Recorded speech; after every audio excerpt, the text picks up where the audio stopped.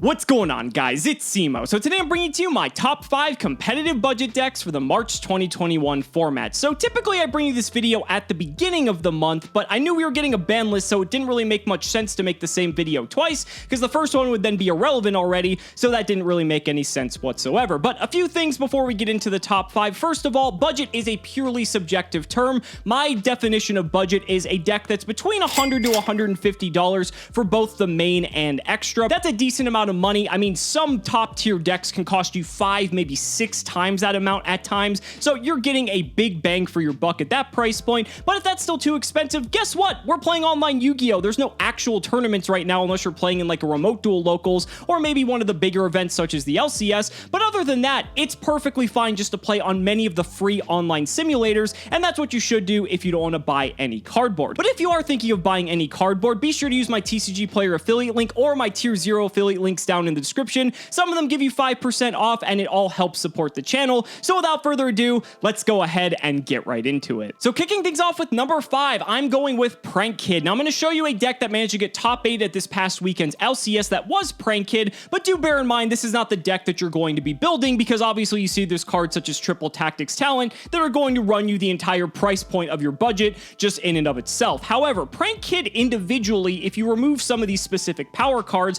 is actually a very affordable combo deck because most of the cards came from a specific deck building set and come in a very low rarity. The only exception to that is a card such as Prank Kid's Place, which is sitting at about the $15 to $20 mark, and you do need 3 because it is the deck's field spell. It helps for consistency, so you do have to splurge a little there. But other than that, the rest of the deck is actually very inexpensive. You can see again just by looking at this deck, if you remove the Triple Tactics Talents and maybe the copies of Infinite Impermanence, because I know Impermanence can be a little bit expensive for some people, the entire main deck here is going to be within that budget. And when you look at the extra deck, the same logic applies. A couple of exceptions though. There is a copy of Zeus in here. I think that's more of a luxury than anything. I think the card, if you were going to spend to get one of the more expensive extra deck cards here, is probably going to be Axis Code Talker. And I know Axis Code Talker is astronomically expensive right now. If you don't want to shell out for something like that, you could always just get a Boral Sword Dragon, which isn't Axis Code Talker, let's be honest, but it's another OTK enabling card, and that will allow you as a Prank Kids player to be able to close the game out when you see the opportunity. Thanks to the brand new Link 1 that supports Prank Kids, this deck is now able to turn a single Prank Kid monster into a very formidable end board that can result in 2 activations of Battle Butler,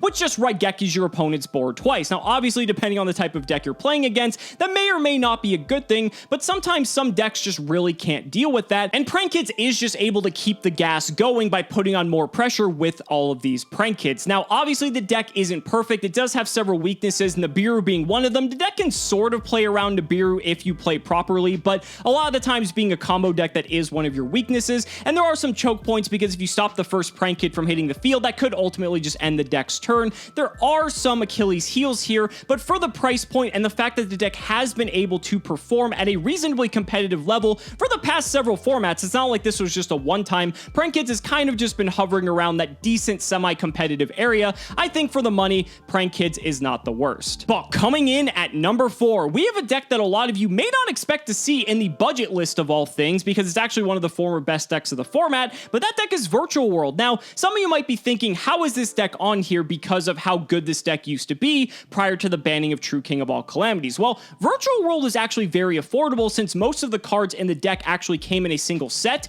and came at low rarity. I think Lulu's like the real only exception to that rule, and I guess one copy of Shen Shen, but Shen Shen's a secret rare and you only need one of it anyway. Aside from that, the deck was actually very inexpensive, aside from just some few other pieces you might want to incorporate, such as Triple Tactics Talent or Forbidden Droplet, but none of those are really necessary for you to play the deck. You can still play Pot of Desires in the deck just fine if you can't afford Pot of Prosperity, which a lot of virtual players have moved on to, but I think Virtual World's in a very unique position at the moment. While this past weekend at the LCS, the deck didn't perform that well, it didn't convert in top cut whatsoever, I think this is a deck that people still need time to figure out what the new version of this deck will look like. Yes, losing True King of All Calamities is definitely a bummer, but that doesn't mean that's the only thing the deck can do. The deck is capable of making plays with Ultimaya Zulkin and going into stuff such as Crystal Wing Synchro Dragon to insulate you from cards like Nibiru or other hand traps, and then you can set up other cards such as Shen Shen, which is just a walking macrocosmos that can recur itself, and other forms of disruption as well. You also shouldn't forget that Virtual World does have a hand loop. This is something that a lot of people have seemed to forgot about because True King of All Calamities was just such a colossal pain in the ass. pass. But yeah, Virtual World can hand loop very easily with cards such as XX Saber Gotems,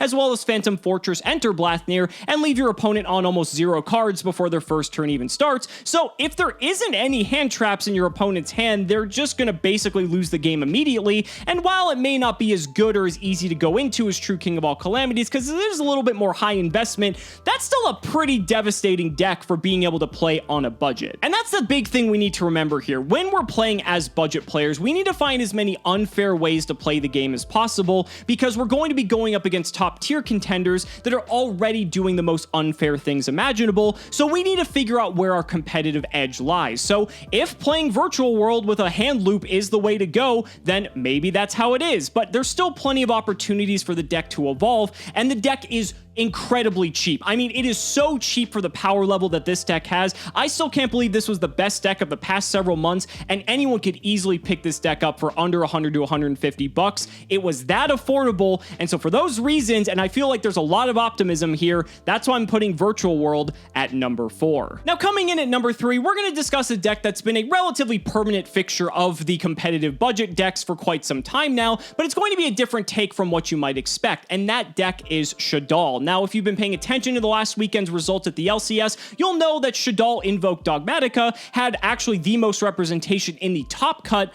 of any other deck in the format, and that's pretty amazing. Keep in mind, though, it is still week 0 results, and we still haven't had a lot of time for the format to flesh itself out. However, many of you are probably thinking, well, Cimo, Invoked, and Dogmatica are not budget in the slightest, and I agree with you 100%, but that doesn't mean we can't take advantage of the Shaddoll portion of that deck and take advantage of cards such as El Shaddoll Window, which can just completely dominate an entire format. By pushing aside the Invoked and the Dogmatica cards and incorporating a more trap control-oriented build, then it's a way for you to be able to play Shaddoll on a budget, even though it may not be the most optimal way to do so. Now, the nice thing is that this provides you a nice upgrade path to be able to work towards an Invoke Shaddoll or an Invoke Dogmatica Shaddoll deck, maybe once you have some more disposable income and you want to get some more cards to strengthen your deck. But for now, just being able to slow the game to a snail's pace thanks to cards such as Winda and all of the different trap cards you can play that support a Shaddoll lineup, I think this is a very good and unique way that you can play Shaddoll on a budget while also remaining relatively competitive. Construct is just an absurd combo enabler that allows you to go off and do many different crazy, ridiculous plays. You also have El Shaddoll Aerial, which is one of the new inclusions from the Shaddoll structure deck, and this card in particular is very strong because of its DD Crow-esque effect that can banish 3 cards, and that's something that you really can't underestimate, because in a format where a lot of people are playing graveyard-centric hand traps and graveyard-focused decks, Aerial can just hose a lot of those strategies by itself. While we are moving away from the era of True King of All Calamities, that may weaken the effectiveness of trap cards depending on how things go, because that's what made trap cards so good. Was True King of All Calamities was actually very vulnerable to them. Once the turn passed and rotated back to your opponent, then you could just use all the trap cards you had to interact on their turn, and it didn't really matter if they used Calamities if you've got 4 back row. So the trap lineup may have to adjust itself depending on the way the meta shapes up. Right now, the meta is actually quite diverse as it seems, and I think that's typically the case as we usually get a new ban list. So once the meta starts to develop more and we start to see the better decks rise to the top, then as a Shaddoll player, you'll be able to adjust your trap cards accordingly, and that way you'll be able to play the game the way you want. If you don't already have a Shaddoll core, I don't know what you're doing, because Shaddoll is probably going to be an archetype that's going to be relevant until the end of time, just because of how individually strong each of the cards are, and collectively as an engine, it not only can be played by itself, but in tandem with other decks, which we're also seeing at the top tiers of competitive play. So for those reasons, that's why I've got Trap Shaddoll as my number 3 spot. But coming in at number 2, we have a deck that I absolutely adore, and the fact that you can get this much bang for your buck, I think is incredible, and that deck is, of course, Lyralist TriBrigade. Now, this deck's gotten slightly more expensive. Fractals are slightly on the rise because the deck didn't incur any hits on the most recent ban list, but the thing is, this deck is absurd. The fact that you are able to basically lock your opponent out of playing the game with the Cimoooooooo Link Monster as well as Barrier Statue of the Stormwinds is amazing. The fact that this deck takes advantage of the Lyralisk engine to be able to spam just like easy monsters onto the board, that you can do some of these combos without even requiring your normal summon, I think is outrageous. And also the fact too that you have a deck that has seen tons of success with very little deviation, and it's always been a very budget friendly option, I think is a wonderful way to go. As long as you're not playing any of the extraordinarily expensive staple cards such as Triple Tactics Talent, Forbidden Droplet, or the brand new Pot of Prosperity, then I realistically think the most expensive card you would have to shell out for is a single copy of Zeus. But even then, you could actually afford it because the rest of this deck is so inexpensive. I think that's incredible. The reason this deck is so affordable is because most of the cards actually come out at very low rarity, and they're very easy to pick up compared to some of the few outliers such as Fractal. Lyralist TriBrigade also takes advantage of a very unique set of extra deck monsters specifically that really no other deck does, and so as a result, there really isn't a high demand for these types of cards, again, other than Zeus, so because of that, you can actually get the extra deck cards for relatively cheap as well. Do not underestimate how powerful this deck can be going first, because setting up a Cimoooooooo with Barrier Statue of the Stormwind, you also have Appaloosa potentially in there as well. There's so many different things the deck can do, and even going second, the deck's in a very good position because, again, it plays such a unique set of extra deck monsters that you'd be surprised at what this deck can do, even when it's on its back foot. Again, this is a relatively inexpensive deck that's been pioneered by some of Yu-Gi-Oh's greatest minds, and so if you have the income, or maybe this is a deck that interests you,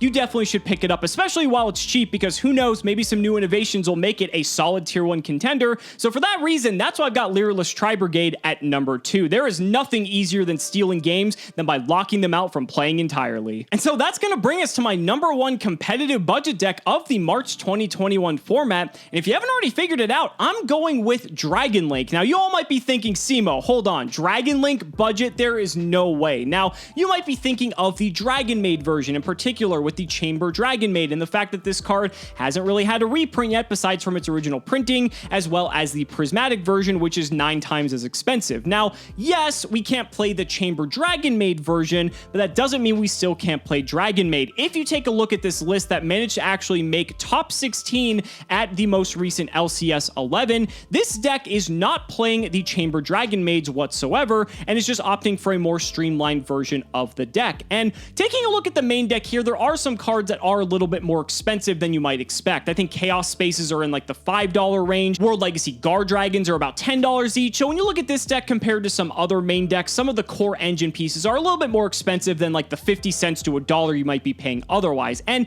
yes, that does bring the price point up a bit. And even when you look at the extra deck, right, there's a copy of Dragoon, there's a Borreload Savage Dragon, there's a Chaotic Ruler. So there's a few cards in the extra deck that are also quite pricey. So maybe you'd have to forego something such as the Dragoon package, right? That's something that might be out of your budget for most people if you're trying to stick with that $100 to $150 mark. But there have been plenty of variants of Dragon Link that we've seen in previous formats that look nearly identical to this prior to Chamber Dragon Maid becoming a mainstay in the deck, and they've done quite well. So this is another deck that is probably the strongest deck of the format, at least that's the way the meta is trending. And if that's the case, for the price point you can get it at, maybe if it's slightly above the 150, maybe if you're pushing 200, that's a really incredible deal overall. What makes Dragon Link so formidable is the fact that it's able to produce end boards that are very difficult for the opponent to interact with. I'm talking about with cards such as Borreload Savage Dragon, Hieratic Seal. There's so many different ways that this deck can just end on a particular board, while also playing through disruption, since a lot of the deck only requires 1 or 2 cards to go into a lot of its main combos. I also just cannot believe that LP did not get hit on the ban list in any way, shape, or form. Not even just LP, like no card in this deck got hit. I guess you could maybe argue Union Carrier, and if anything, this deck actually got better because Dragon Buster Destruction Sword is legal again, and thanks to DMZ Dragon, you are still able to end in a Dragon Buster lock to prevent your opponent from going into their extra deck, and that could just be a game winner in and of itself. So while you may have to make a few small sacrifices for Dragon Link to fit the budget criteria I set for this video, I still think that the power level here far exceeds almost every other deck we've talked about on this list. This also provides you with a wonderful upgrade path that if you want to make the deck better, you can just pick up the missing pieces that you need, and you're going to have one of, if not the strongest deck of the format for the next several months. Almost every time we have one of the strongest decks of the format that's playable in budget form without having to relinquish many of its pieces to make it playable, it's usually going to be in my number 1 spot, because most likely that deck is going to be stronger than almost any other option you can play with, and it's going to allow you you to just continue to expand that deck, to build it more, to get more practice with it, and then you're going to start to see even more success than you would with any other deck on this list. But that's why I bring you guys this list, right? Maybe not everyone wants to play Dragon Link. Maybe some people want to play Lyralist TriBrigade or Trap Shaddoll or any of the other decks we discuss in this video. That's perfectly fine. That's what Yu-Gi-Oh is all about. And so whatever your flavor is, I typically want to give you guys some variety of sorts. That way you can pick what's best for your budget, but also what's best for your personal playstyle. So Dragon Link's going to be number one, but remember, whatever's number one is what's best for you. Guys, that's going to wrap it up for the video. Let me know down in the comments what you guys think. I'd really love to hear your thoughts. Remember, if you plan on picking up any cards as a result of watching this video, be sure to use my affiliate links down in the description because some of them give you 5% off, and who doesn't want free money when they're buying their cardboard crack? But thank you guys so much for watching the video. Be sure to like the video as always, subscribe to the channel for more amazing Yu-Gi-Oh content, and if you found this video informative, consider supporting me on Patreon for exclusive early one-day access to both the Yu-Gi-Oh Progression Series and the History of Yu-Gi-Oh! Thank you all so much for watching, and we will see you next time.